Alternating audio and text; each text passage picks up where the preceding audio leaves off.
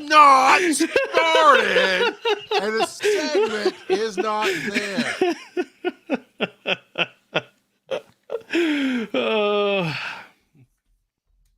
God, I hate you so much right now. The closer, see, here's the thing, Kurt. Yeah. Joe was like, nah, I don't want to go to cons unless they pay me. I don't want to leave my wife unless they pay me. But here's the thing. Every time we get close to a con, Dragon Con, he amps up. He gets so excited. We're right here on the eve, literally on the eve of Chattacon. And look at this fool trying to bust out bad dad jokes. Not trying, busting out bad dad jokes pre-show. You're right. I need to save some for the con. That's true. Actually, we're going to have multiple because Bob said he's going to have a slew ready for it. It's going to be great. Nice. Charles is dreading it already. It's going to be awesome. Face. Yes, you are, Charles. Okay. Kelsey and the kids are seriously, before we get started. Kelsey and the kids are going to be at our show, yeah? No. I've told you multiple times they're not coming to I Chattacon. thought you got them tickets. I talked once about getting them tickets, and I told you, no, it's not happening because my wife decided it wasn't happening. And then you've asked me like 3 other times if they're coming, and I said no. You just don't listen when you ask a question. We're starting the show. Get ready to laugh out loud with Wise and... No, Kelsey, you listen to me right now. How dare you not come support us at Chattacon when your own freaking husband is going to do his best performance ever, and you're not going to be there. All right. Get ready to laugh out loud with Wise and Nerdy, the show hosted by 2 hilarious dads who are bringing their unique blend of wit, wisdom, and nerdiness to the air. Oh, wait, it's because Kurt's not going to be there, right? Okay, I get it, Kelsey. Never mind. I understand. Get ready to laugh out loud with Wise and Nerdy, the show hosted by 2 hilarious dads who are bringing their unique blend of wit, wisdom, and nerdiness to the airwaves. And me. From sharing hilarious anecdotes about their own experiences to giving advice on navigating the ups and downs of life, these 2 dads have got you covered. And me. That's not all. They're also obsessed with all things nerdy, from comic books and sci-fi movies to video and board games. So whether you're a fellow dad, a pop culture fanatic, or just in need of a good laugh, tune in to Wise and Nerdy and join in the fun. Unless you're Mrs. R, then you don't have to go do anything apparently you don't want to do. I don't understand. I don't get it. It's fine. You know one thing about that intro? What? So... Well, it's funny because it talks about pop culture, and bad dad jokes are definitely part of pop culture. Nope. Banned. Canceled. You are canceled, sir. I hope you put on 400 pounds this year for that kind of crap, sir. I will, on my back on a barbell. So, as we get started, let me just say, because I'll get into the show, we'll get going, I'll forget. Kudos to Kurt, because in all seriousness, he's doing some videos at the gym, and it's just the way the camera caught him too. Is like he I know he'll go, no, I'm not, but he was buff. He was like, he's getting some definition, like, holy crap, son. Why just I mean, I'm not gonna tell you to stop because kudos to you, but the jealousy in me is, could you freaking stop for a second? Could you just be happy with being skinny? Do you have to be buff too? No stop until Travis Town. Oh, okay, so you're gonna be crazy with conspiracy theories? No. Okay. I already told Travis I wasn't coming for him. That's a bit too far, but yeah, I just want to see what I can do. Let's see what happens. So random kid, we have a history together, the 3 of us, with Giant Size Team Up Network, and it goes back almost a decade now, I think. And Travis Jones is who we're speaking of, and he was a firefighter, or retired firefighter now, from Kentucky, who did Meatheads and movies and a number of other things. And he's really entertaining, and he was that firefighter. He's a bro fighter, right? He was the muscle bound conspiracy theory kind of lovely guy. I mean, really big heart, would do anything for you, but he's a little crazy and he's a lot of buff. So a lot of buff. Yeah, kind of. That guy, Travis, that guy who plays for Baltimore Ravens. Yeah, kind of, but not quite. All right. It's not what we call to talk about. We call to talk about a dad intervention. Joe, if your wife can't be bothered to bring your kids to my show. Good evening, old man Tup. Thank you for joining in. And it's just in time for The question of the week. What is it, Joe? What's the question of the week? How many streaming services is too many? Earlier today, I had recommended an anime to Kurt, and it's not on any of his streaming services, and so it made me think, how many streaming services are you paying for, and do you think that's too many, or do you think you should, or do you think you have room to pick up some more? What do you guys think? To me, I think it's a deeper conversation, but I want to hear what Kurt's got. Yeah, so right now I am at my limit for streaming services because it really is how many shows or movies am I going to be active with at any given point? And so, I go to Hulu every day.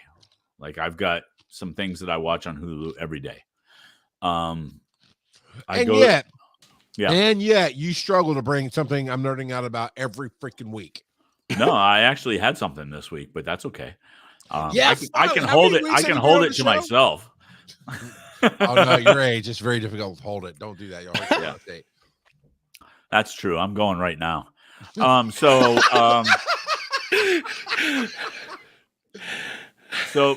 But he's so dependable.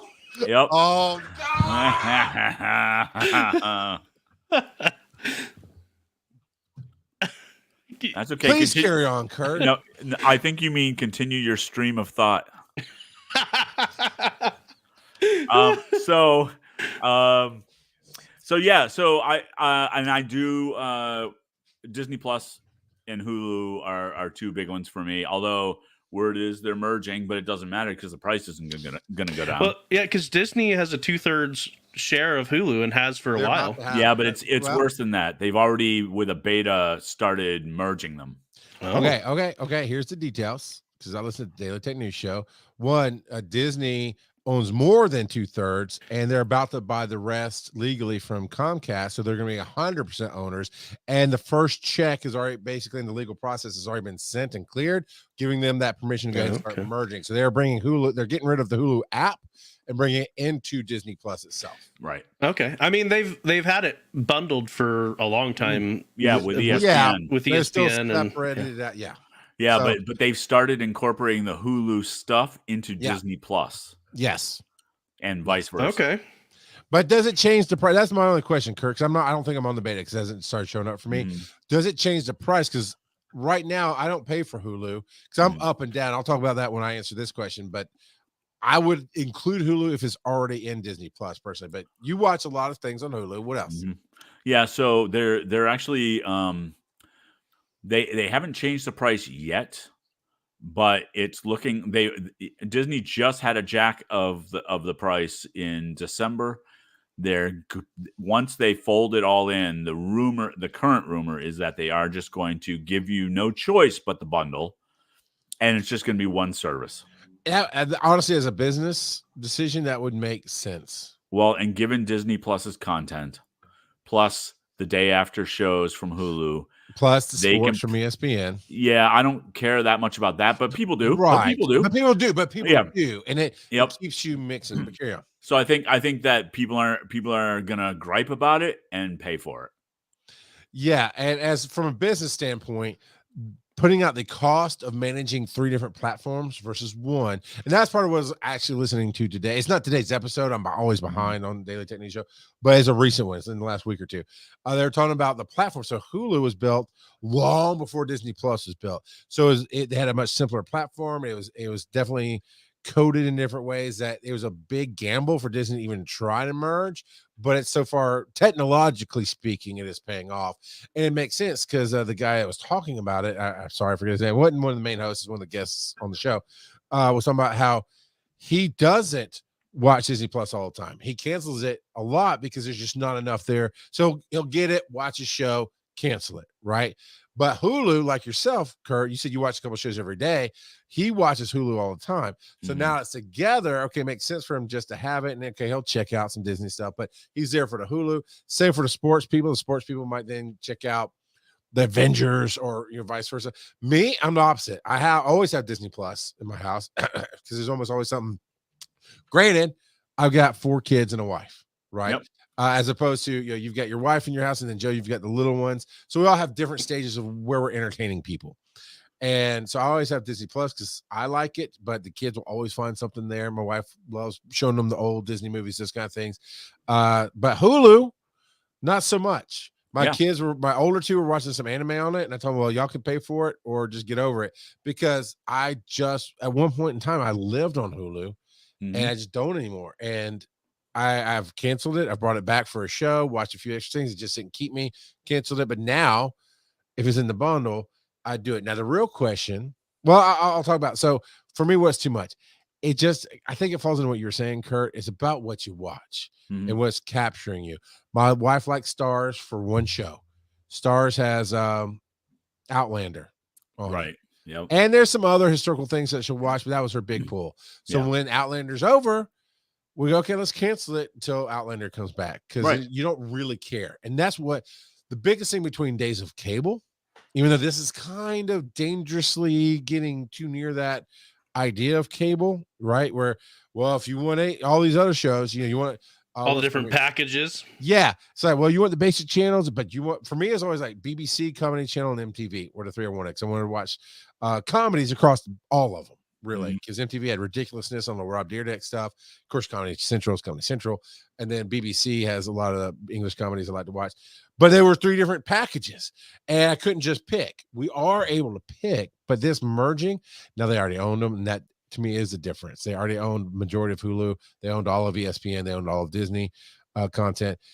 It makes sense for me to do that. Now, if we start seeing, say, Netflix fail, or we start seeing Apple TV fail, and then it starts going, now, like, you got to stop. You got to stop. You can't put them all in one bundle, because now we're going back to cable. And we know with cable, it wasn't one company that owned everything, but it was a conglomerate where they worked together to have the laws to say, oh, no, we kind of own everything. You have to go our way. That's the bad day. But for everybody else, it is what you do. Now, Netflix is my go-to. I've loved Netflix since the day they put out discs.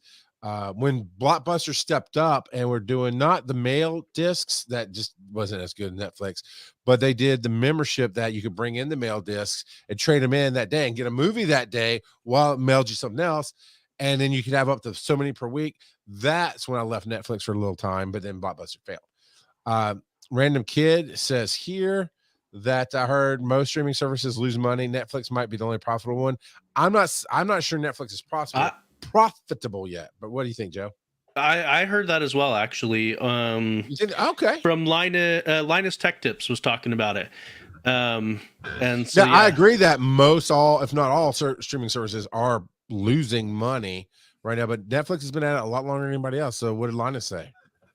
Yeah, basically that's what he covered, that a lot of people are losing money. And actually, it might have been the same area where I heard that Warner Brothers is talking about merging with Paramount, because they mentioned that I think it was Warner Brothers is $40 billion in the hole. Well, and that's part of the reason why they've been so Warner Brothers has been moving stuff over to Netflix.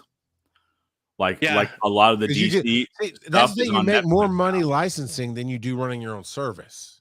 That's why Disney has started licensing stuff again, and that's why Sega's not making a new console, because Sega is a highly profitable company because all they make is games and put them out on all the platforms. Right? Yeah, because the consoles themselves, as far as console game, I know that's not what we're here to talk about. It's an allegory, but consoles themselves are not profitable. They make all their profit off their games, and really never have been. It's all true. They've always been loss leaders.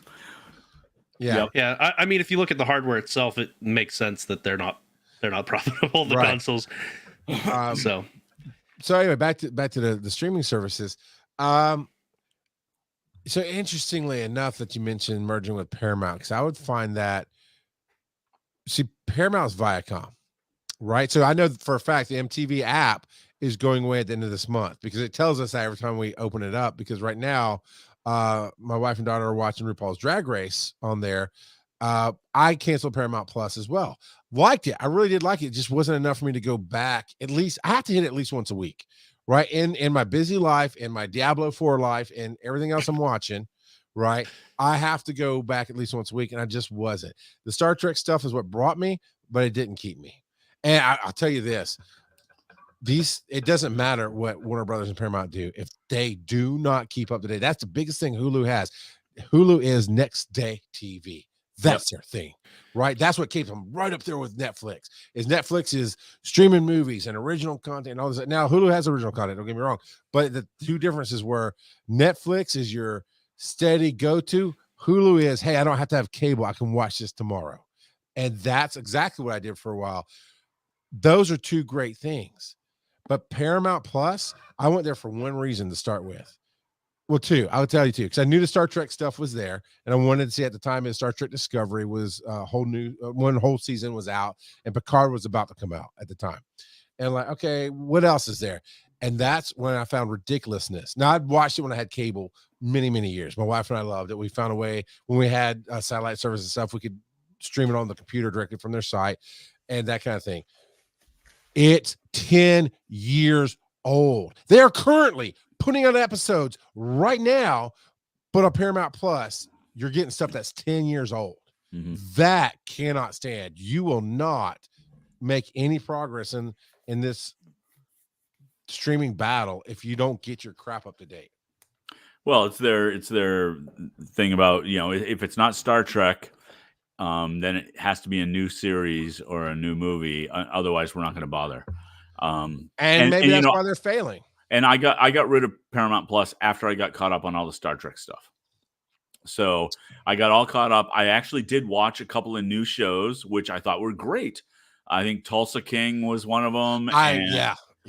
And I love those shows. But then I had to make a decision on costs and just said, well, you know what? I can go back to Paramount Plus later and get caught up on whatever I'm missing right now. I should probably watch more Paramount Plus before we lose it, because we bought Walmart Plus for it was half off, so it was like $50 for a year, and it came with Paramount Plus, and so I should probably hurry up and binge some stuff on there. Should you? Or is it telling you that, hey, you really didn't care in the first place because it didn't grab you? Because I guarantee you, when it was new, you and Kelsey went through it and go, oh, what are we going to watch? What are we going to check out? And yet here you're going, I haven't really watched it. Yeah. I mean, I watched the Halo series and it was meh. And I watched a couple other things on there, but yeah, for people who haven't played the games or watched or read the books, the Halo series was probably all right, because I know that because my mother-in-law, she's never played the games, never read the books, and she actually liked the Halo series. But anyone who is even a little bit familiar with the lore behind it is going to watch it and be like, that's not Halo. That's a sci-fi story in the skin of Halo. It was cool to see the characters in real life. It was interesting to know where they pulled some of the ideas from the games. Like, I forget the name of that game, that Halo, but it's the one where you're not Master Chief. There was a game where you were the strike squad. So they pulled from that. ODST, thank you. They pulled from ODST something, but they also obviously brought Master Chief in because you can't do a show. But yeah, I agree with you. It was like, I mean, my son was wanting to watch. They did a Halo movie without Master Chief. That was good too. Yeah, the one with the girl from Narnia. I don't remember the actors and actresses, but the one where they're the cadets or whatever. Yeah. They're the cadets on Reach when Reach is taken over by the Covenant. Yep. Yeah, it was good. But that's the thing with Paramount Plus is you're half butting it here. I know, because I say the other word, Joe's gonna bloop and get on to me. And I can only have so many bleeps in my contract. But they're keep in mind, Paramount Plus is Paramount CBS. Plus was just CBS is never given a crap. CBS just rehashes the same shows constantly with a new name and a new cast. Are they the ones that did NCIS and they Yep. have like a million different versions of it?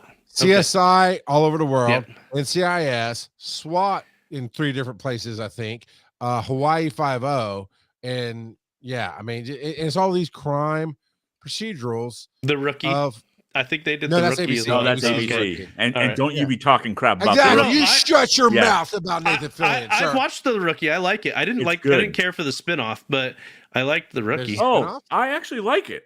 Yeah, What's the, spinoff? the It's spinoff is with the Niecy Nash, with the federal agent that shows up in a couple of episodes. Oh, I thought they might Rookie spin that off. FBI.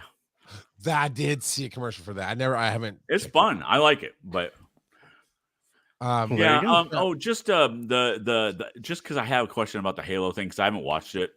Do they even give a crap about giving a nod towards red versus blue? Nope. Nope. Then bleep them. I'm out. Yeah. This last comment before we move on to the actual show. A random kid says, I would watch more Hulu if it didn't have ads, but I don't want to pay for the ad-free version. I get the ad version on my cell phone. I mean, I think that's more of a statement of fact, and because it sounds like it's gonna be a complaint. But it's like, if you're complaining, just. But here's the thing, and I kind of get it, but I kind of don't. I paid for the ad-free version for a very long time, and stuff like Marvel's Agent of S.H.I.E.L.D. wasn't ad-free. They would do like Peacock and other places do movies. I think most people do the movies now this way with ads instead of cutting them up like Tubi. I mean, Tubi's just gonna cut them up like it's TV, but they would play a commercial at the beginning that was like a minute and a half, 2 minutes long. Then you got the show ad-free without any interruptions. And yeah, there's that. See, I'd be okay with that. I don't Well- like getting interrupted all the time. So here's Yeah. the thing. I buy Hulu with it's supposed to be ad free, right? Right. But I also have the live TV add on because my wife insists on having live TV for some god awful reason. Okay. Which gives you ads even on the programs that you've recorded Oh. or the Does shows it act that like actually live TV where they don't even touch it? It's just a straight broadcast of whatever that channel is. sort of, yes. So here's the thing. If I'm watching there was a new season of Kitchen Nightmares because of the writer's strike, right? So Yeah. I was watching Kitchen Nightmares. It shows up on broadcast TV. If you watched it live the night before, you could watch it. Okay. But it would also show up on Hulu next day, like Hulu, right? Like regular Hulu. yeah. Because I have live TV, it gives me the ad version. Even though you're watching the next day. And even though I paid for the ad free. Yeah. So guess who's probably going to give up ad free? Because I'm not seeing an advantage. Yeah. I mean, that's the thing too. And they're not charging that. And that's my thing is what I'll tell you, my winner in the game right now, Peacock all day long. Which I also because they canceled. get, I get that, but Yeah. it's super cheap. It's one of the cheapest out there. The ads are very short and to the point, and the content is, I mean, they just keep, for me, they just keep. Now, I'm a huge Bravo fan in the sense of the Below Deck series. I watch all the Below Decks and love that stuff. They get movies very fast. Mhm. I think that's where I saw the Super Mario Brothers movie. I didn't watch it yet because it's just not quite my thing. Well, and now it's on Netflix. Well, no, I saw that one. It's all over I the saw that place one. now. Like Five Nights at Freddy's dropped really fast. I mean, Yeah. Peacock is, and I know it's NBC. Who's Yeah. NBC's Universal. parent? Universal, thank you. Yep. And they are killing it as far as hitting different notes on let's get this TV out there and let's work with. And I don't know about the live because I don't do any live Right. TV. Well, again, I wouldn't, except my wife wants it. So Sure. it's so I'm kind of stuck between a rock and an hard place. Roll that dice. As Joe rolls the dice, I want to give this quote by Tales by Bob. Tales by Bob wrote us and says, I just listened to the episode where y'all talk about how many first dates Joe went on. I got your back, Joe. Divorced once, probably at least 30 first dates, acquired a stalker, and have enough terrible dating stories I could write a book about them. Ha ha! My love life was a dumpster fire until I met my now wife. Ha ha! I don't know why he had a ha second time. And now I'm a stepdad to a gloriously nerdy kiddo who's trying to enter a goth phase. Ha! I just read it. It's written. Well, good for you, Bob. But not the same. Joe didn't make mistakes and then have to go on 51st dates to figure it out. Joe was just. So what was the category? I'm sorry. What is it, Joe? What are you nerding out about now? All right, Kurt, you said you had one tonight. What you got for us, baby boy? Unfortunately, it's under Tell Me a Story as well, but I binged all 5 episodes of Echo. All right, hit us with your unspoiler thoughts. Because hey, everybody, guess what? If you want his spoiler, I didn't even realize it was out. Shut your hole. If you want Kurt's spoiler-filled thoughts, you go to This Week in the MCU, and him and Simraven do a great job in breaking down the episodes and talking about everything. So, what's your hot take? My hot take is that it's very good, very, very good. It's the first series being released under the Marvel Spotlight banner, and Spotlight's supposed to be street level and character based more than anything else, and it really is. Does she have powers? Yes, but they delve into why and where they came from, and this is all like very much Native American, Choctaw Nation, with their collaboration, and which they also did. I think it was the Mohawk Nation for What If, for the new I haven't character. got What If yet. So they introduced a new character. Okay. Yeah. So, and I would say since she's like a B or even C level character, most people don't know about her. And I don't think she had powers in the comics. If I remember what you told me, she did. She did. Okay, I can't remember. Yeah. So I'm just saying, if they wanted to change things, they could. But I think they have. It's not clear that her powers are exactly the same as in the comics, and that's okay, because they can take liberties, particularly on lesser known characters, right? Like Master Chief, absolutely. Well, I mean, that's what they did with the Guardians of the Galaxy. They took a lot of liberties. Oh yeah, I went back and read a lot of those stories, and they were good liberties. Though they were really good liberties because there was a lot of good pieces in the way the comic was written for Guardians of the Galaxy that I thought they did better with the TV series, or I'm sorry, the movie series. But Joe, one of the special things they are doing with Echo, with this, Disney's been doing that week to week drip on every show because, of course, you need to stretch out people's interest to keep them paying the money. They dropped all of them at one time. 5 episodes done. Okay. And I think part of it was probably because of different shooting schedule issues that they had that delayed the release. And then they did another delay after they got the Fox universe coming in. They changed because this was filmed, man. When did I film this? 2 years ago? Yeah. Yeah. I'll talk about my part of that later. But yeah, like 2 years ago, and it was supposed to be dropping like that fall, and then it got bumped, and then the writer's strike, and it got bumped again. So I think it's probably played in the decision of let's drop all 5 at once. Did you have a line? Let's get to story time in a minute. Okay. All right. Yeah, no, that's fine. That's fine. Well, and honestly, get your old butt out of here. So when I saw the show notes, I thought we were just going to talk about Echo.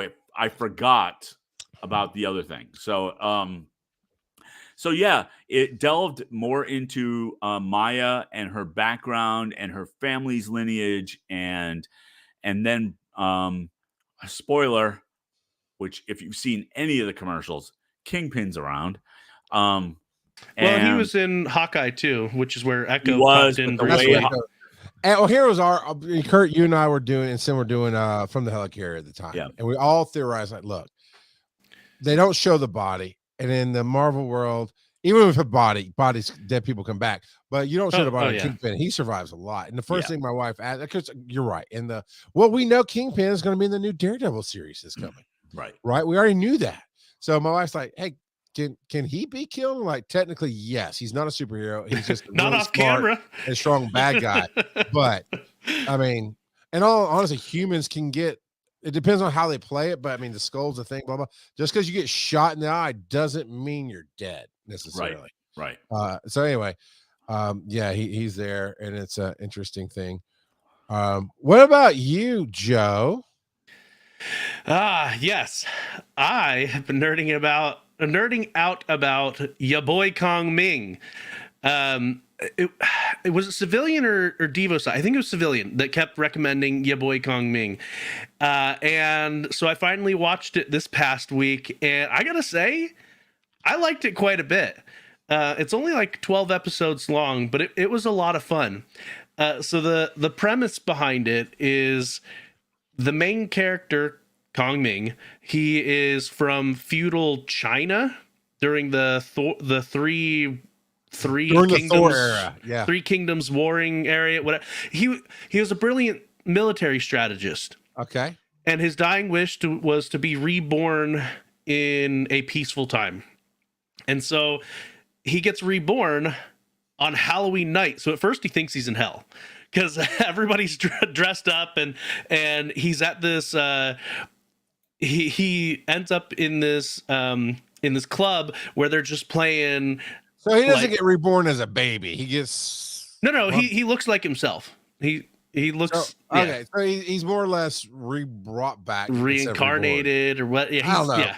All right, I got you. I'll follow. So anyway, so he thinks he's in hell.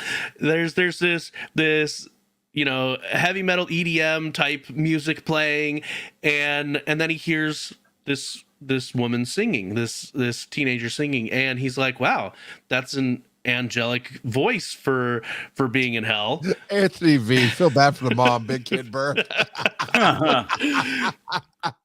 and so so he ends up pledging to help this girl whose voice has moved him with any goal that she wants to obtain. He says, I am your strategist. And so it's an interesting story, and I ended up really liking it. Is it live action or anime or anime? It's anime. Okay. It's anime. Yeah. All right. So yeah. Sounds interesting. It was a lot of fun. So yep. Ya Boy Kongming. Awesome. Thanks for asking. I have been nerding out about Chattacon. Oh, we don't. We gotta move on. Yeah, it's fine. It's all right. It's fine. No, it's fine. It's all right. It's good. It's good. It's all right. Because not only are Joe and I doing, of course, Wise and Nerdy with a guest, Tales by Bob. Bob's going to be on with us as a guest. He's a professional there doing a couple panels, and he wanted to sit with us as a nerdy stepdad. And so we're going to play with him there. I get to do Finding the Stories live tomorrow night at Chattacon, or as of this recording is tomorrow night. And I get to sit down with Mary Robinette Cowell. And she probably know that ahead of time.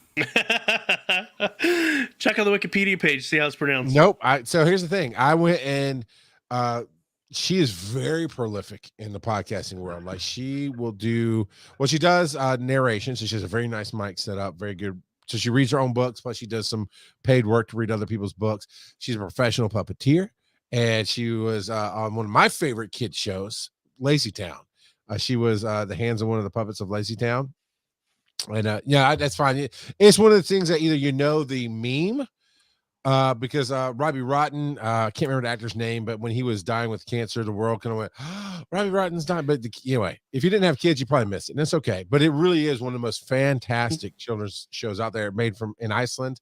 And I mean, I really only know the one clip from it. Yeah, the dude, one your song, kids, the villainy song. Yeah. Oh, there's so many good songs in it though. Oh, look, Joe, seriously, anybody with kids under 10, maybe a little older, depending on your kids' desires and likes and whatever, find it. YouTube. We used to watch it on PBS Kids. I don't know if they still have the rights to it, but it's from an adult standpoint, from a kid's standpoint, it's phenomenal. It's all about sports and activity, and they call fruit sports candy. And anybody who's growing, there's a grumpy character, and it's just everybody's smart, no dumb adults, which I always hate. It's just a great show. Anyway, she was a professional puppeteer on that show, so she's got puppeteering behind her. She has a lot of good books out there in a few different genres. Very much nerd woman, right? Her current series is the Lady Astronaut Club, and the first book is set in the 50s, and all this stuff is like alternate history and lady nerd stuff, and sounds really good. I didn't have time to read her books because I'm busy working, but I could listen to I think I randomly picked 6 or 7 guest episodes she did where she's interviewed from a bunch of different podcasts. So well spoken, so easy to talk to. Yes, Joe, I read books, you fart face. Hey, come on. Don't give him an hard time.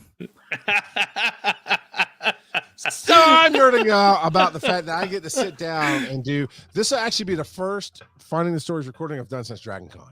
So I did the 3 live recordings at DragonCon, and I'll be doing it at Chattacon tomorrow night. And I'm very much nerding out about that, and it's going to be a lot of fun. And then Joe and I are going to have so much fun on Saturday when he brings his kids to the conference, and they get to do live Charles.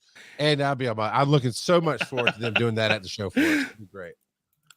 So, Roll that dice. Daddy, can't tell me a story.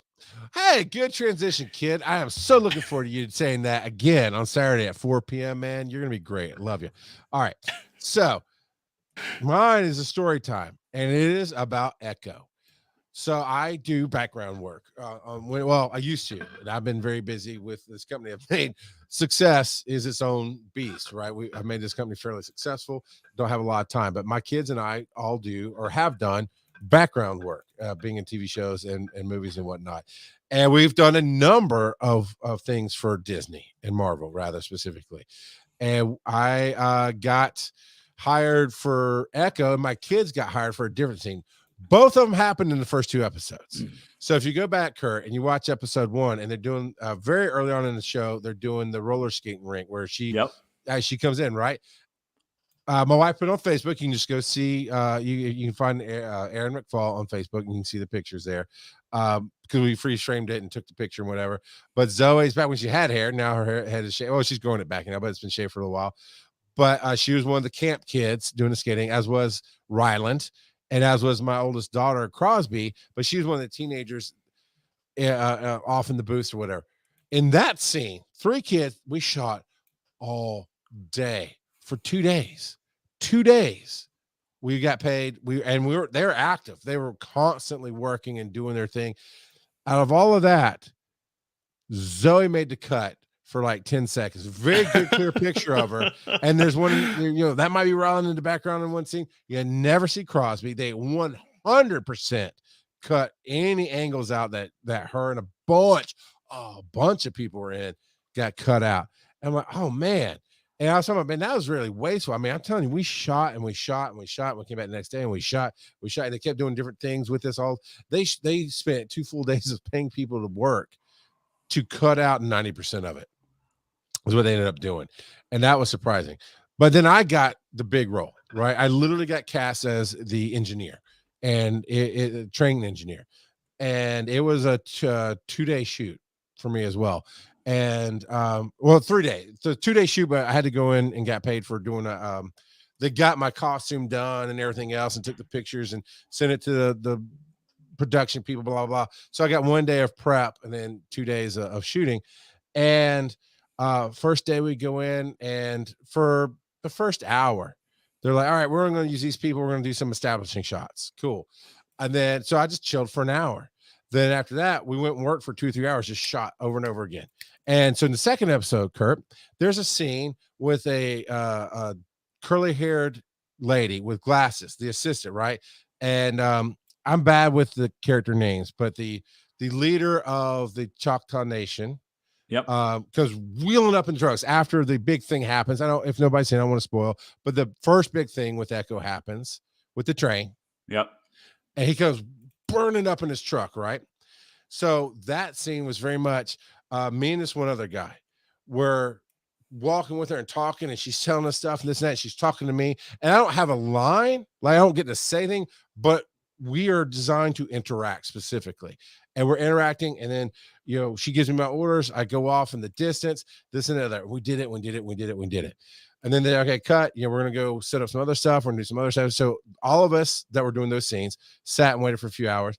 Then we went back, and they were doing this big, huge crane shot, which ended up being the water tower binocular thing. And so I knew where I was in that, and I knew why I wasn't in that scene, but it's like, okay, that's that shot, this, and that, and the other. Came back for day 2. shot more and more. Now we're shooting stuff where they're investigating what's going on. He's talking to her at the trailer, and all there's a ton of us standing around, like everybody's going, what's going on? I mean, like this big investigation thing, and we're doing it. Then yeah, I mean, because Charles is getting that Marvel money, dollar bills, y'all. I will. And he also says, Brandon Kill says you had to get the big role. You're too tall. And yes, my kids and you all get paid. You get paid no matter what they do with the show. You get paid for being there, 100%. And it's as a you fixed should, rate. as you should. Yeah, you did the work. You did the work. Exactly.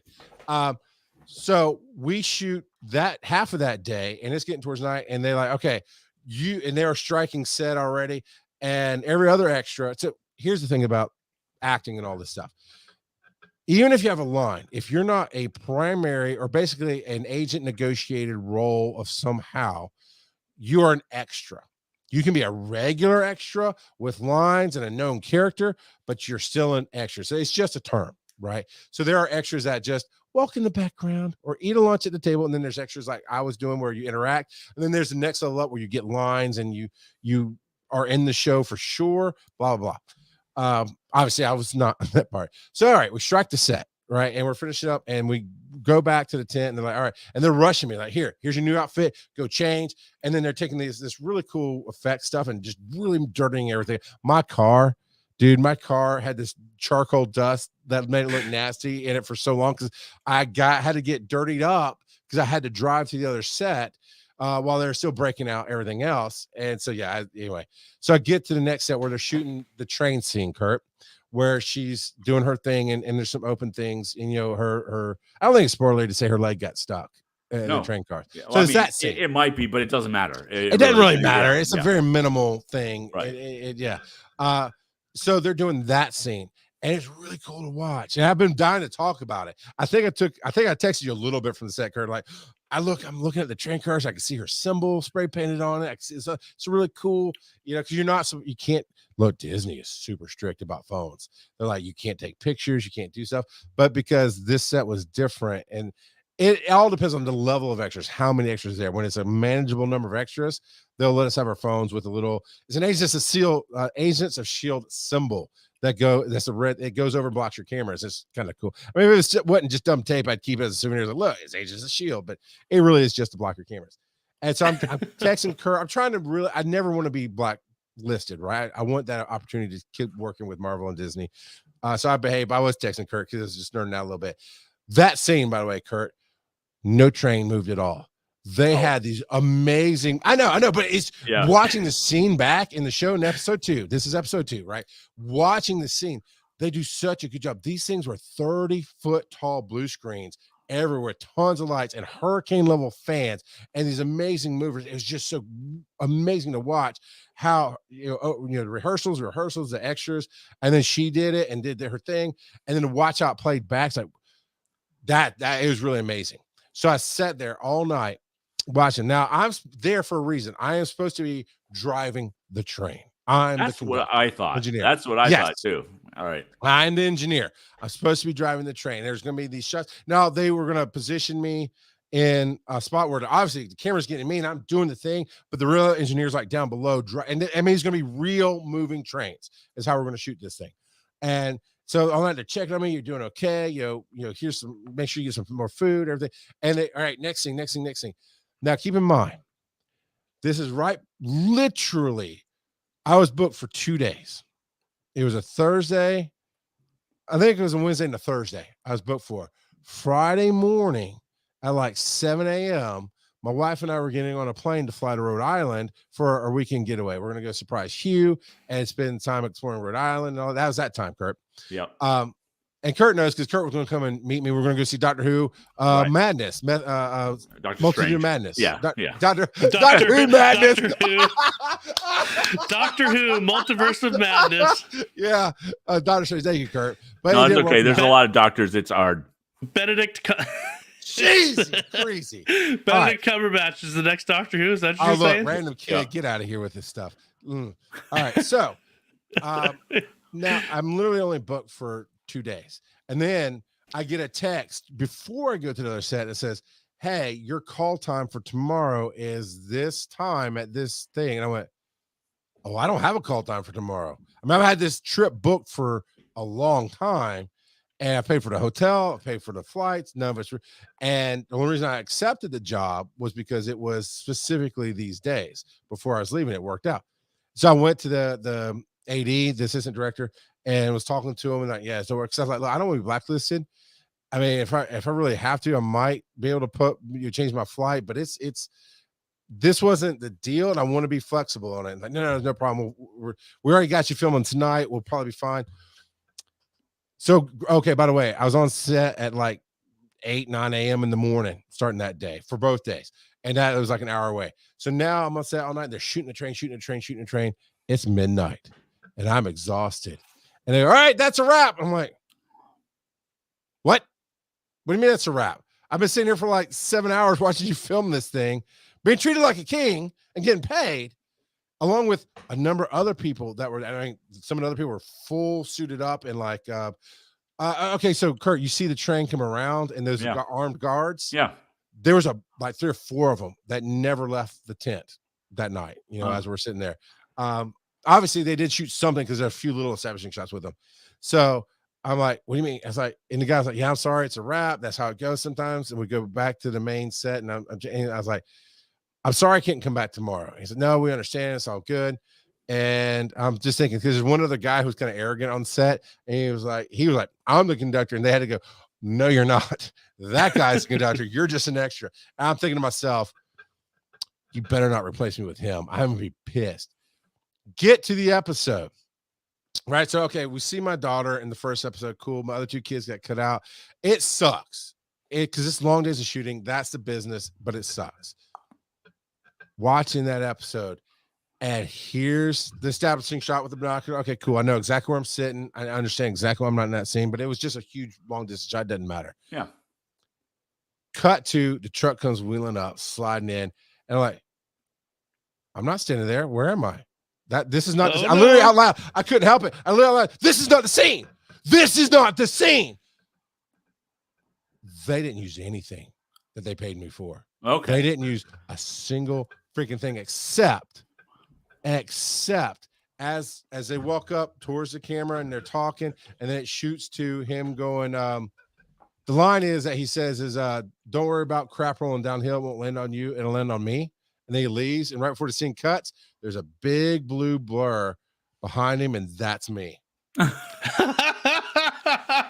Now, keep in mind, I'm still pissed. I'm just that ego guy. I'm still pissed.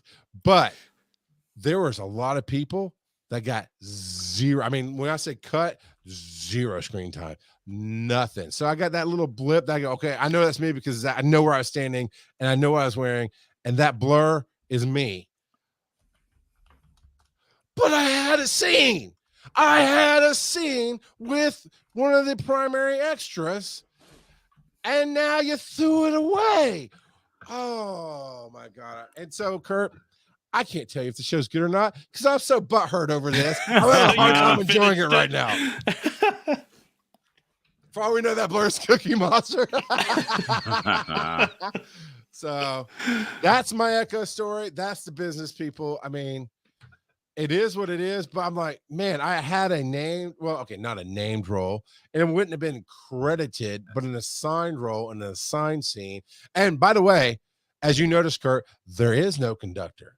There is no driving the train. So they just went, well, if he's out, we don't even need to bother with it. Because I guess because they wasted so much time and money. Now I will say they used 90% of what they shot with the train action stuff. Sure. But like I said, they didn't use 90% of the people that were sitting there waiting. And all that 2 days for that. Well, I took to describe probably 10 minutes is what a 40-second scene. Yeah. And we spent just tons of money. So yeah, I'm just glad. I will say my happy spot is they did not replace me with the arrogant guy who thought he had my job. But yeah, so well, and I mean, to be fair, when you're looking at a train scene like that, you can presume that the audience is going to go, yeah, somebody's driving the train. We don't need to actually show them because that's just stupid otherwise. So, but you know. Well, and this is the first role I got that was photo pics. So they literally, I was so excited and so happy. Like it wasn't just a, hey, we need some people. We don't care what size or height or race or color they are. We just need people, which I've gotten those jobs. It wasn't that, hey, we need biker types, because I've gotten those jobs. It was, yeah, thank you, random kid. They liked my face. They liked it. I mean, they didn't change my hair. They didn't change anything.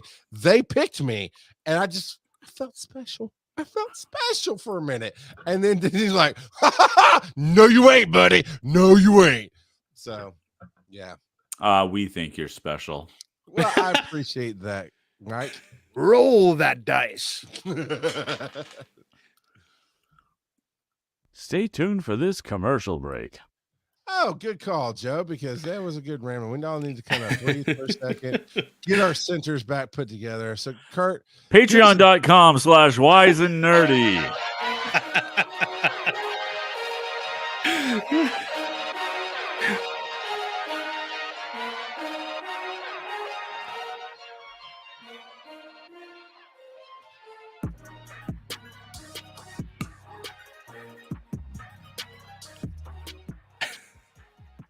if you want to meet the youngest members of this show, come to see us at Chattacon, 4 p.m. for Wise and Nerdy, where you'll get the two young, awesome kids going,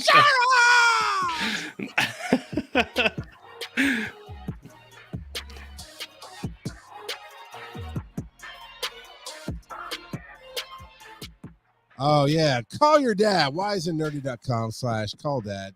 Come on. Hit us up. We are the Council of Dads. We want to hear your voice. We want to interact with you. And we want to have you come join our Discord. And that can be found at Linktree /wise_n_nerdy. We'd like to have you do all of that and come play with us. I feel better after that walkabout that I just took. I calmed down a little bit. We're all good here.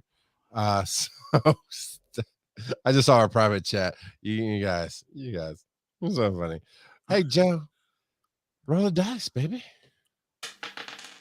Roll them bones. Isn't that what Random Kid said? I'm getting repeats here. All repeats. All right, there we go. What do you love? Which is, what do you think about? All right. Are we doing two? Are you trying to override? What I didn't put anything there, so Okay. I did. You say I I, did. don't participate, so I put it All in right. there. So we got two. What do you think about? Because I still want to get the story from Joe, but I like this. Hey, Kurt, what do you think about pickle? Oh, gross. I get it. Hold on. What do you think about pickle Oreos? I think they sound like crap. Thank God you didn't eat them. Is this an actual thing? Oh. So I thought it was one of those fake Oreo flavors that people put up, but and there was a comma, but apparently it's real, and I'm not tasting them. No, sir. Look, under the best circumstances, good chocolate and a good pickle, you're not eating them together. This cannot be a good chocolate flavor nor a good pickle flavor. As a paramedic who has actually delivered 3 or 4 kids in the field and taken many a pregnant woman to the Why hospital. didn't you use a hospital? I would have absolutely used a hospital. They chose otherwise. They woke up and chose violence that morning. Okay. Look, just like Disney picked me, sometimes these mamas pick me. What can I say? They just want you for your face. Out of all the cravings I've heard, yeah, pickle juice is one of them. It has to do with I forget. There's something in pickle juice that the body craves. That Pickles. And no, Joe. No. Both of y'all are interchangeable. You're interchangeable right now with all these bad jokes and stuff. You're just a blur to me of horrible people I hate dealing with. But and Oreos, chocolate, I've definitely heard that craving, but never together, Kurt. Never together. Yeah, I mean, I've heard pickles and ice cream together. No thanks. But again, I like pickles, and I'm okay with Oreos. Oreos are not the best cookie, but together, how can that be good? Yeah, I'm with you. So, I mean, didn't they do like a Thanksgiving dinner flavor as well? There's a lot of Oreo That might flavors even be I will better. not try. That might even be better Maybe. because you got a little savory thing going on Oh, there. But hey, we got our first merchandise pitch from a fan. Quote, I like pickles, Kurt. and turtles. I need that t-shirt. Oh, I like pickles and turtles, says the Kurt. So random kids. Sorry, Joe, get on designing the pickles and turtle shirt for us. The So you gotta pickles fit it- and you guys- turtle shirt. You still gotta get my face for the logo. Where? Yeah, I know. You know what? We need to get with. Is Who it needs- civilian voice? Who needs Pickle Rick when you got Pickle Kurt? Pickle Yeah. Kurt. But Joe, was it? I don't think I'm saying it right. I don't think it was civilian. Who has the Muir pack? That is civilian, isn't Is it it? civilian? And maybe civilian can help us get Kurt's face into the logo, and maybe help design the I like pickles and turtle shirt. I like so we'll pickles reach and out. We'll get- turtles. See, you get a It is civilian. headshot of me, right, in whatever Right. the right style is, but paint my face like the I like turtles kid. Only make it green. Okay, yeah. I get where you're going. And Iron Will. I mean, no, dude, I so apologize. It was October. We were trying to get together because Iron Will had some great ideas on marketing and pushing and this and it just didn't line up with time. But I really want to sit down with Iron Will and hear out the ideas and those kind of things. So, but yeah, I think I don't know if Iron Will. Hey, let me just put it out to everybody. If you like designing things, if you can draw, you see our logo, you see the style of it. It's essentially AI shoot it's right. For some reason, they're not. Well, I'll be honest, Kurt, I haven't played with the newest photos, but the first photo, they were not. AI was Not not even playing close. nice with No, Kurt. it was Not even not. close. It wasn't. Yeah. So, both Joe and I have our anime avatars that are basically almost real life versions of anime that could be us type of deal. It is so close that people who didn't know what the show was saw my jersey at DragonCon. Went, is that you? Well, yeah, it's me on there. So we just need Kurt to join us in that logo, and then of course we need that thing. But Joe, what do you think about launching an update that breaks the system? Oh, sigh. So this past week, at work, another team put in an update, and it brought down the systems for Was it your former team? Because that was so tons juicy. and well, it wasn't my former team, but they were impacted too. And Not so as juicy. so they put in a change that impacted our SSO, single sign-on. And so for those that aren't in the tech field or don't know what that is, it's you log into your computer, and then the single sign-on uses those credentials that you logged in with to your computer to log you into various applications. And so when the single sign-on broke, a ton of our stuff didn't work because they depended on that for authentication. And Now, is this an internal thing or external? Like, is it public a facing? little bit of both, actually. Okay. So like my previous team, that was all internal. But teams were impacted across the board, whether they were internal facing or external facing. And so it took us most of the day and the next day, 2 days, to figure everything out. Luckily, we got the production environment running that first day within a few hours. It was actually our test. If any environment had to be stubborn, we're happy that it was test, but it was being very stubborn. And at least I had PTO today, and I have PTO tomorrow for Chattacon. But even as of yesterday, it wasn't fully working, but it was working enough that people who were depending on tests to be up for their own stuff were fine. But yeah, it was a pain. And during that, in addition to the SSO being down, one of the other teams that handles load balancing between multiple servers, the NetScaler team, they accidentally turned all of their stuff on as if it was the disaster recovery environment instead of our normal production environment.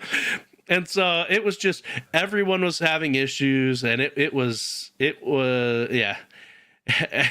I got into a couple of meetings and they were like, I'm kind of surprised you're still having this meeting, because everything's kind of a brown fan right now. I believe because Joe and I, and we do invite Kurt, but there's definitely nights he's busy and he's doing things. But the first Tuesday of each month, Joe and I intend on getting together and playing video games and hanging out and talking. And just, hey, come play. We've had people come play games with it. We've done the Jackbox games. Wait, nobody told me this. I thought you were going to fire him, Joe. So Portal, we play Portal, which actually we're gonna get back into Portal because there's a fan made expansion pack there. I want to throw up. Stop! You're moving the screens too many times. So that's 2 for me, by the way. For those who are sensitive to the vomit sounds or talking about it, well, that's 3 for me now. So I apologize. Kind of. It's kind of funny though. But anyway, we were talking about doing a game this past Tuesday because I didn't have anything scheduled for Dragon Con, which is what I normally do on the second and fourth Tuesdays of each month, which I'll announce a change to that here shortly. And Joe's like, we were going to do it, but then he was like, yeah, I don't think I can because of this going on, right? You were still working, you were tired. But I believe in that conversation, you said that something about 2:45 a.m. I thought came out of your mouth. Yeah, the problem started at 2:45 a.m. on Tuesday. Luckily, with my new team, I'm not on the on-call rotation just yet. So, I was very happy to be excluded from the early morning stuff. But yeah, we were working until a little after 8 p.m. that night, still trying to figure it out. And then at that point, my boss is like, look, this is test. We'll figure it out tomorrow. Because if it had been production, we would have obviously had to keep working. But yeah, so then the next day, I got to work for about an hour and a half on my own projects, and then it was, hey, everyone join this call and let's see if we can figure out test. And for the rest of yesterday, we were on a call. We took a break for lunch, and then we came right back to it. And yeah, we were just trying to figure out what the problem was. So that's rough. I've been there. It's not fun. And with my new position, I have a work phone now, and it's connected to Teams. And so I'm on PTO. I'm not looking at it, but it was going off up until 7 p.m. tonight. So I doubt that it's fully working still. Yeah. So, yeah. I mean, that's but luckily, part of the it's job, but it does suck.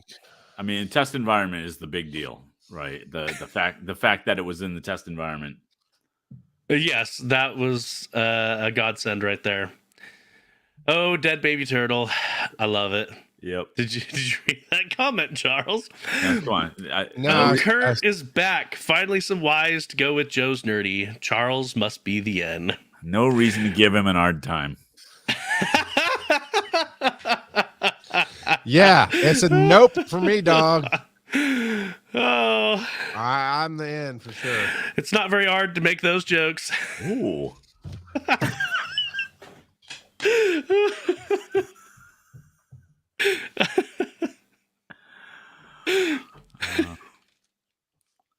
Roll it.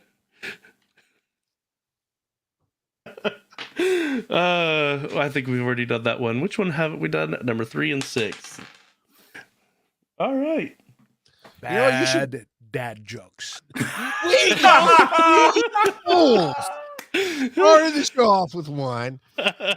You've been doing bad puns throughout the night. Why? What have I done? I've only brought you both fame and success and happiness. Why do you hate me so much? We love you, Charles, and especially Old Man Tup, who is here in the chat with us. Says, my wife told me I've grown as a person. Her exact words were, "You've gotten fat," but I knew what she meant. All right, the way you delivered that one, that it was a bad joke. I wouldn't necessarily say it's a bad dad joke, but you delivered it well. Your love of that joke was funny. It was so good. Oh, Roll that dice. we only have one left. How many times do you want me to keep rolling until we get to it? Well, until you learn your Let lesson. Daddy decide. Yeah, until you learn your lesson of how about you roll like Yahtzee? You roll 4 or 5 dice at once and find the one that comes up that you haven't done yet. All right. So, how do I parent my kids versus how I was parented? Which is a great topic that I believe Joe brought up. I did indeed. Because I was thinking the other day about how much roaming I did as a kid. Just all over the place, and how little roaming kids do these days, just in general. Like, I've even heard stories of people who, let their kids, what did they call them? Free roam. Isn't that the term for chickens? Free roam chicken. They call them free range. They call them free range kids, where people called the police on them because their kids were out and about without them, and so they got the police called on them because of child neglect or something. And so it just Look, it makes we're all, well, me and you are Gen X. I'm not sure if you're at the high end of Gen X, Kurt, or if you're a little bit of the boomers. I'm definitely Gen X, but I will say Yeah. I'm on the beginning of Gen X. Like I'm 2 years away from being a boomer. I'm like right there. And every time they reanalyze it, I think I'm actually a Zennial with the X, so I'm at that Gen X millennial. I mean, it's whatever. But the point I bring up is every generation does have a little bit of a universal characteristic to it. And no, you butt faces and we're like, millennials don't want to work. No. That ain't not what I'm talking about. But with Gen X, we handled our business. Yep. I mean, the whole thing was my parents were telling me, as I'm sure Joe, you heard it. I'm sure Kurt, you probably heard it. As many people who listen to us have heard it. Come home when what happens? The lights comes on. There you go. When the street lights come on. Yep. If you're in the country, when you can't Or hardly see the dark. sun. Yeah. Exactly. Or when it gets dark. Yeah. As it's getting, well, mine was as it's getting dark, because if it's dark, I'm late and I'm in trouble. Yeah. And the neighbors all knew who you were, whether they had kids or not, and they'd tell you, and every neighbor could yell at you. And it depending on where you live. I grew up in the South. Every neighbor within reason could hit you if you got out of line. Smack you upside the head. So we handled our business. It really explains a lot about Charles, actually. He probably got smacked upside the head a lot. Yeah. Well, he probably got smacked real hard. Yeah. You are no, sir. You are way too hard for that. You know what? All right, Dead Baby Turtle. We're gonna do this. You're only going to get to roll 1 dice, Joe. It's a D20, but you've got to mentally do the math fast to figure out which one it gets to. That's all I'm saying. So, oh hey, this is to the topic, Dead Baby Turtles. This is just a funny name to read out as we're talking about something here. We have a show in Australia that I found fascinating where they compare different parenting styles. The discipline styles never had the best results, which I can agree with. But so you all okay, Kurt, what? Well, I don't agree with that. And so because discipline styles is way too broad. Okay, I will tell you that I disciplined my kids pretty strictly compared to their friends. Now, all that means is my kids had rules, and there were consequences if they broke the rules. Did not mean I laid a hand on my kids. In fact, because of the way I was raised, I said I was not going to do that. Because I was spanked as a kid, and there was a belt hanging in the kitchen for the fear factor when I was a kid. I was also made to sit in the middle of the kitchen, wait until your father gets home type of situation. After bedtime, and my dad worked until like 11 o'clock at night. And so waiting in the kitchen for him to get home was a big problem. So I said, I'm just going to handle things differently. I think there is a real necessity for parental fear. And by what I mean by that is because kids don't know what respect is. They don't know anything because So we they're teach it to 'em. kids. Right. So they know that they need to fear, frankly, adults, but certainly their parents. Not because they're afraid that they're going to get hurt, but because they're bigger than they are and they're the ones in charge. So, the way I ended up raising my kids was very different from my parents. My parents would yell and scream until we complied. I said, I'm not yelling. I'm just not going to do that. All right. And I opted not to. And if I needed to, and I honestly, if I could count the amount of times I yelled at my kids, it might be on one hand and it might be half of that. And if I needed to, it meant something versus just being the way that you communicate, which is the way my parents were. They would yell, and that's just kind of like the de facto. and that loses its umph if you're yelling all the time. I knew I was screwed when my dad started cursing. So, because I mean, he yelled plenty, and I knew I would be in trouble when he was yelling. But when he started cursing, I was like, I'm in for a big punishment. Yeah. So, and then my mom, she went the utensil route. She often grabbed a wooden spoon to spank me with. Yep. Yeah, I didn't really have that. I mean, I had spankings, but I never got that. I will tell you that the one time I was like 13, 14 years old, and the one time where I think my mom went to slap me in the face because I said something stupid. I was like being a smartass. Oh, bleep, whatever. And I absolutely deserved something. And she swung at me, and I blocked it. I have never seen the opposite hand come around so fast. She literally, without missing a beat, the other hand came around. I didn't even see it coming. It was just like, oh my God. But I deserved it because I was being a little jerk. But yeah, I didn't do that with my kids.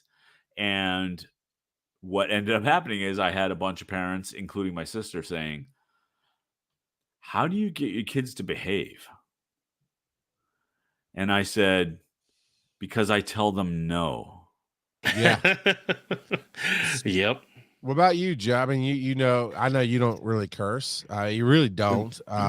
And so how different is it for you to have been raising your kids?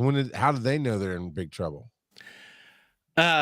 It varies. I've tried so many different things, and so like I don't have any one style per se. So I have spanked my kids, and especially like when they're younger, like my 4-year-old, my spankings of him is just a little tap, but I express what you're doing is not acceptable, and then a little tap, and he gets he's not hurt, but he gets all emotional. You spanked me. And we have a discussion about his behavior. And at 4 years old, there's only so much that we can do to teach him behavior. He's 4. He's still very much growing and learning. I expect more out of my, say, 11-year-old, but even then, they're still kids. And so most of the time it's taking away privileges is what we do. So whatever video game that they're currently obsessed with, hey, I don't like what you're doing here. You lose that game for tomorrow. And so it doesn't take away like every single game, but that's the game that they really want to play. And so it still has an impact. And some people are gonna be like, well, that's too light, whatever. But every kid is different, and every family is different, and so you just got to find what works for your family. Right. So Yeah. So okay, when he said discipline, I read into it the violence, right? The baby, so you're right. There's so many different ways to discipline, and really what we're talking about sounds like is consequences. I've tried to teach my kids there's consequences to every choice. There can be good consequences, like if you choose to clean your room, you're getting, whatever, not whatever you want, but like, and when you do favor, and when you earn favor, that means, hey, when you ask us to get you that thing at the dollar store, you know what? You've been a good kid. I'm gonna take care of you. That's a good consequence. Bad consequence is if I gotta come and sit and watch you, I'm gonna make your life miserable, kind of deal. That's why I read into it. And I was raised with the holy rod of God. And you guys might be old enough to remember, because I don't think they do sell it anymore. Remember a paddle ball for the beach? Big round, Yeah. like bigger than a tennis racket, wooden paddles. That's what I got spanked with. Have you ever been to Six Flags to Thunder River? No. So Google the Thunder River paddle for a souvenir. It's probably from the 80s or 90s if they don't still sell it. It's it's supposed to be this big wooden paddle that you get for Thunder River, which is this, you don't paddle at all in Thunder River, but it's going to rapids. So you'd buy it in the store. Well, somebody giving my parents one, or my dad bought one, I don't remember. And I got spanked with that too. In fact, if you've been to my house, you've seen it. Because at some point when I was at my grandparents' house, my mom broke it on me because she had used it so much over the years. And my grandfather hated that. And so when she went the way, he dug it out of the trash and kept it and wrote, because he basically wrote that I was so tough I broke the paddle, and it's in a shadow box in my living room now. We have it mounted on the wall because I never knew he kept it until towards the end of his life. He presented it to me. Anyway, very strict family, very, very disciplined family. And truth be told, I started off that way with my kids, and it did not get any effects that I wanted. It achieved fear and anger. And I was like, I'm done. And unfortunately, only for my kids, unfortunately, they did get some spankings. The first two, second two never did. And so, and I've had to have talks about why and this and the other, but how I think we all try to parent somewhat differently, if we really think about it, than our parents did. Yeah. And have some measure of success with the change and some failures as well. But I've this kind of goes in my leadership style at work as well. I go full mobster on them. I'm like, I'm going to find the thing they love. I'm going to get them hooked on something they really, really love. So you have something to take away, because if they don't respect you, they'll fear you. And no, don't take this, Daddy. You should have done what I told you to. Because love is a great motivator, but it's not the only motivator. So I try to do that. I try to, or like with Ryland, he doesn't like to go out with the family a lot. He's at that teenage. I mean, I was there too. You have your tablet, you have your games, whatever. You like your space. You're a moody teenager. He's You almost have your 13. shed that you sleep in. Right. Well, yeah, he does. Yeah. I would have killed for a shed when I was that age. I would have killed for a shed like that. Yes. Yeah. I would have found a way to lock it too, and nobody can get in. Yeah. So I make him go to work with me. Both my boys were that way. They kind of want to be isolated. They didn't want to go out. So whenever they really got in trouble, for the next week, you're riding with me. When I'm up, you're up. Get in the car. We're going to work, and you're going to do your school. And after that hour or two, because they do homeschool on their tablets. So after that hour or two max that it takes for them to get their school done, I don't work 8-hour days. I put in close to 10 hours every day that I work with drive time and everything. So they got another 8 hours to kill with nothing good to do, because as exciting as it might sound to be in the EMS station, we're not 911, and there's not a whole lot of old firefighters trying to spoil you sitting around. So yeah, that's how I do it. But honestly, it was encourage. Well, okay, I'll tell you. I want to throw this out to you. What? Well, y'all reading something I missed? Nope. What's spooling you? Did you mean spooning you? Spoiling. Spoil. Joe, you grew up in the South. I don't want to hear it from you. Spool. Yeah. So I tried to stop him. Thank you. See, I appreciate you, Kurt. Yeah, This is I know. why every Yeah. week, I got you. I know you do. Yeah. I know you do. Oh, Joe even broke the layout. Come on, man. You're killing me. You're welcome. So Technology's hard. So I want to throw this out to you guys to see what you think about changing from your parents. I know my stop it, random kid. I know. Actually, before I get to this, I want to throw this out. We got a lot of great chat. I mean, this is some good chat here. So I'm gonna go through. Yeah, okay, whatever. Go away. Okay, so he says maybe I should clarify his physical discipline. That's what the baby turtle's talking about. Random kid says discipline is too often associated with beating, and yeah, we just kind of cover. You're right. That's exactly what I associate with it. But Kurt, you really changed that thought process there. Parents often need to use a wide variety of tools to raise their kids. Yes, they do. See, this is where I'm going to. I'm going to hold that one. I'm going to hold that one. Come back to it because that's going to be my transition one. Swear jar moments for Kurt. My wife. Okay, here we go. Dead baby turtle. My wife had parents that would smack, but out of anger, which is so much worse. And let me tell you something. You can sit here and go, "No, I'm disciplining them because it's the Bible. I'm disciplining because I believe in it." Whatever. In my case, unless you see, here's my problem. I don't want to get away from the moment, especially the older they are. You can go, "Hey, you remember 3 days ago when you did this thing?" And they know they did it. But when they're young, like your kids, Joe, your 4-year-old's not going to remember what they did an hour ago. So you need to hone the moment. But I'm telling you, at least from my standpoint, if I'm going to spank you, typically I'm angry because you pushed me to that point. And that's where I saw, I was like, there for me, there was no separating anger and discipline. You have to. That's why I chose a different route of discipline. But Dead Baby Turtle says my parents would give me the wooden spoon, but I felt like I had to hide my wrongdoing. I felt like I had to hide my wrongdoings because even if I admitted wrongdoing, I'd still get punished hours later.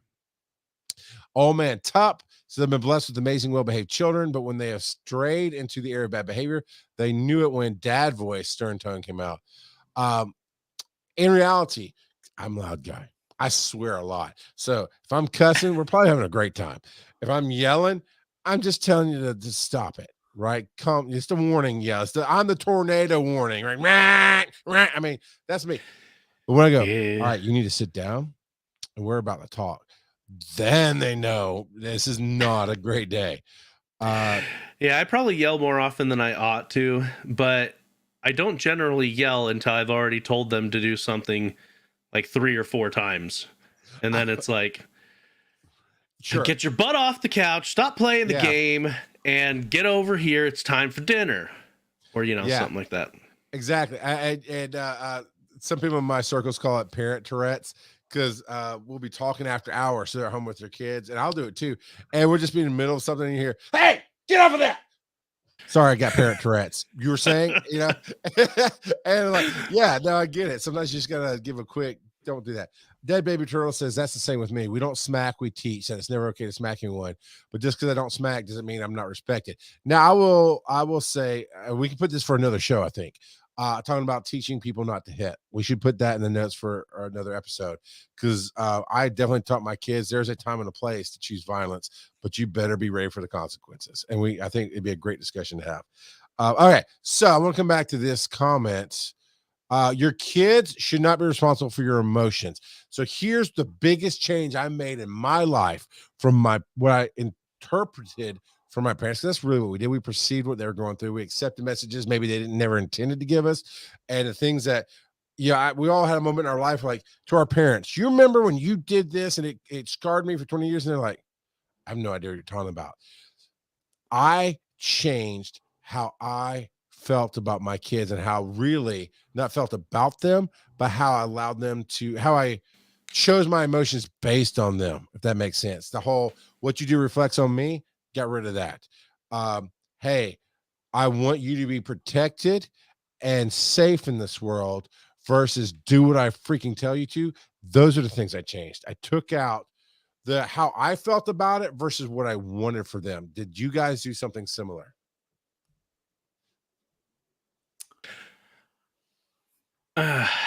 Yeah.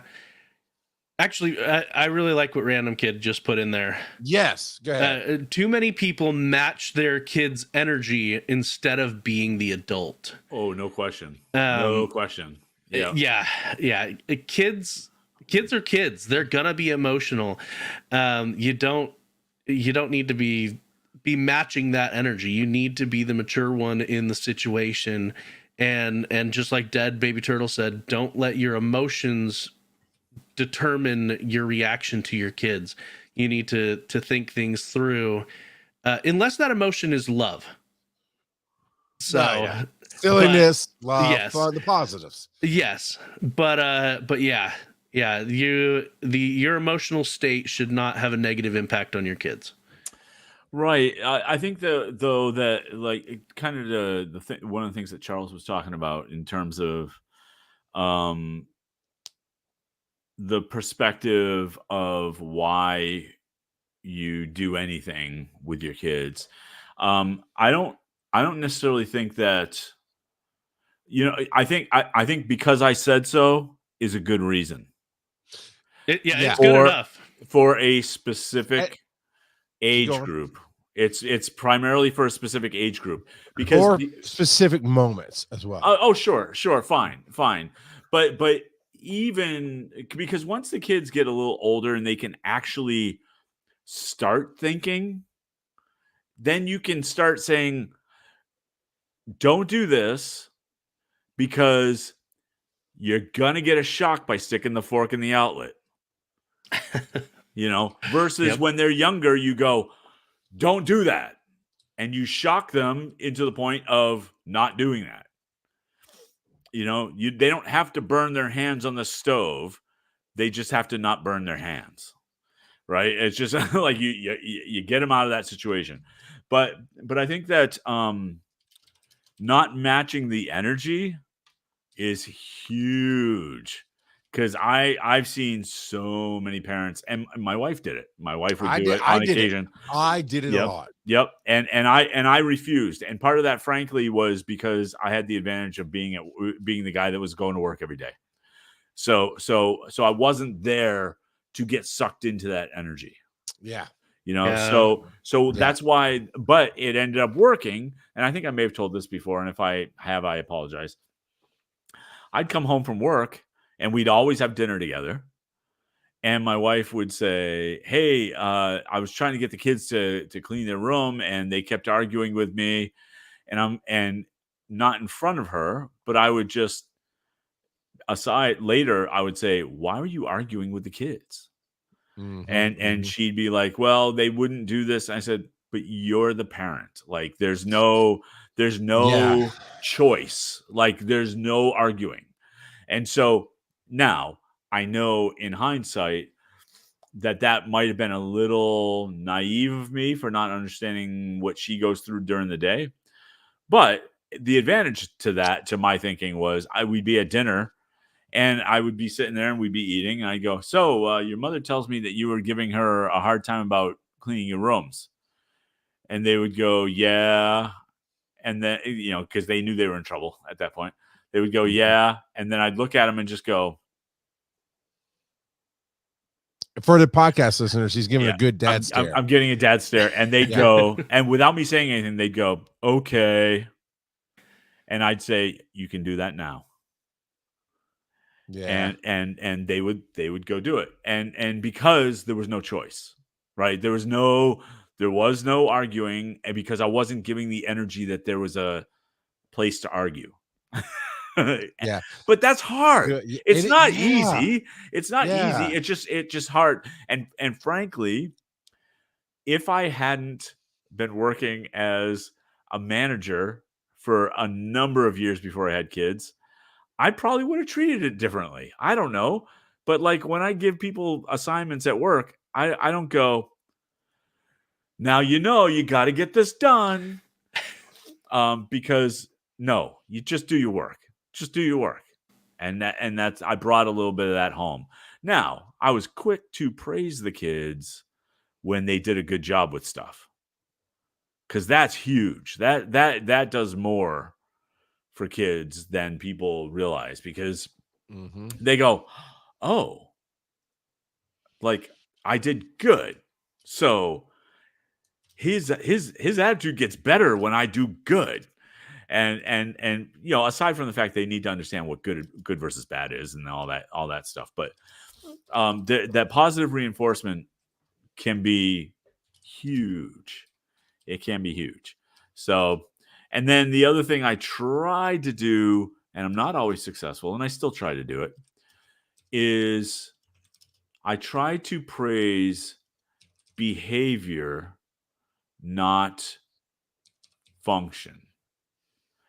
And what I Gotcha. mean by that is, let's say my daughter put away the dishes for a week. I would say, man, you know what I really love about the way you've been lately is you've taken such and done such a great job being responsible for making sure things are set right. Like the dishes that's a great example of just the kind of person that you are, and I love that about you. Versus, good job picking up the dishes. Yeah. I learned something psychologically about kids. They did a study. I came across it somewhere in there. I don't know, but basically, two groups of kids. It's about studying and doing work in school. But two groups of kids. One group was told, "You can do anything. Great job. You." And the high learners in that group, the return on effort started dropping. Yep. Right. But the other group of kids that said, "Great effort. Keep up the effort. You're putting in a good job. You're doing the work, and you can keep it up." They kept the higher studied grades in there. And once I learned that, it was like this last calendar year I heard about that. I've been trying, and it has two different levels. It has pretty good effects when I've been dealing with my kids. Like I used to be on about, you got to be on your grades. You got to, because I do believe now. I have been tested. I am borderline genius. I only say that to say I can see it in all my kids. Every problem they've had in school has been a mental attitude problem, not because they couldn't grasp material. They are probably borderline geniuses. They're very smart. They can do just about anything they want. They can learn just about anything they want. And I used to really hammer them on that. It's like, you show me you're smart. Now I do use that as a consequence. It's like, no, you once they do the fighting and they get past the fighting and then they get it and they're like super great at it, like, yeah, you done messed up, Aaron, because you just proved my point. You proved you can do it. But I took that tactic of, come on, you can put the work. I know it's tough. You can put the work in. Let me help you do the work. That changed their mental attitudes for school, and they kept their grades up after that. I want to touch on what you said, Kurt, about coming home and talking to the kids after the wife thing. Now, based on Old Man Tup too. Old Man Tup says, my kids' mom and I express our emotions and parental authority to our children differently. And even though we have different methodology, we've always parented on a unified front. I think that is absolutely key in a relationship. So my kids were nurtured and supported in a variety of ways, depending on the needs they had at the time. Same in my house to a certain point. I don't go into all that, but you're talking about coming home from work. I would, for a period of time, I either worked upstairs above the garage or I worked down in the basement working from home, depending on which house it was. And I would come up. Now, especially in the basement, I could hear her yelling at the kids. She would text me stuff, or I'd come up to get lunch and she's fussing out about things. But I would spend 8-9 hours down in the basement doing my work. And I'd come up, and the first time they did something, I would instantly go into yell mode and scream out, and she would get so mad at me, which I didn't understand. And here was the thing she would say to me. It's like, you just come up here and all you do is shut the kids. And yeah, I'm using that voice because she was wrong. And so I'm mocking her a little bit. But it's like, you shout the kids. And you're like, do you think I'm an idiot? Do you think I can't hear you all day yelling at the kids? It doesn't start over because I came up all of a sudden and I haven't been here all day. I know there's been trouble. What do you want me to do? Let them do it 3 or 4 more times after you told them 15 times to stop? Because I haven't been here all day? No, you feel guilty. And this is the point I really want to get to. Sorry about the emotions. It triggers me a little bit. But the reality was, I told her in a harsh way, unfortunately. I wish there's much in my 23-year marriage I wish I'd been able to say differently. But we've survived it through it, and we've grown tougher because of it together. But I told her, I was like, you feel bad for feeling bad, because you didn't get the results you wanted from the kids. And when I came up and matched your energy, it made you feel worse because you want what I want, which is just to have them freaking behave. And what you're really hoping for is for me to be different. But have you met me? I'm not the different one. You are. Stop yelling like me. Let me do the yelling because that's my thing. You do your thing. So yeah, it was stop it, random kid. Stop it. Okay. Everybody at home, he made a bad joke. It's a bad pun. I'm not reading it. So, but I did want to touch on that. And I know we got to wrap up here. And it's a great conversation. But I think the biggest takeaway I'm having from this conversation with you guys is it's really hard to be a parent. And that's the show, folks.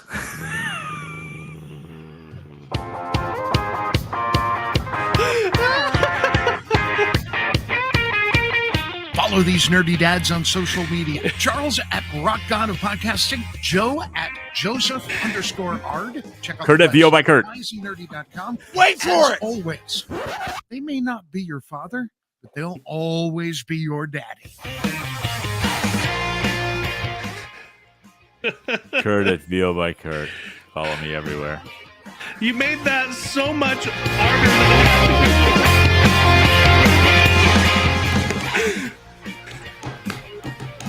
RDRR.